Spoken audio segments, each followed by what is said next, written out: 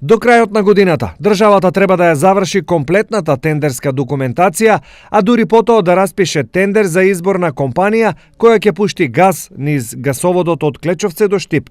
Ова се последните информации од македонски енергетски ресурси дадени за порталот Фактор, откако и по 2 години од изградбата низ цевките не протекол газ. Во тек е изработка на тендерската документација за набавка на газ, за услуга за заполнување со газ и за услуга за одржување на оваа делница. Ова ќе треба да заврши во 4-тиот квартал од оваа година. Информираат од македонски енергетски ресурси. Одговорот што порталот Фактор го добил од МЕР е речиси идентичен со оној што истиот портал го добил и во март, но тогаш било речено дека работите треба да завршат за 2 месеца. 5 месеци подоцна, тендерската документација се уште се работи. Оваа делница беше изградена уште за време на претходната влада во јули 2016 година, а заполнувањето со газ беше најавено уште тогаш.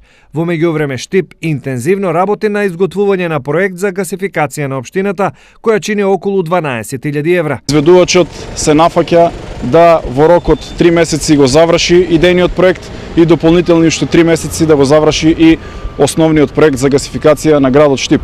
Ова значи дека според најавите и според првичните проценки како што ги имавме, до крајот на годината Штип треба да има подготвена техничка документација за гасифицирање на градот Штип, со што можеме веќе почетокот на 2019 година да ја поставиме и првата цевка за гасификација на нашиот град. Магистралниот гасовод од Клечовце до Штип е во должина од 61 км и вредеше 75,7 милиони долари.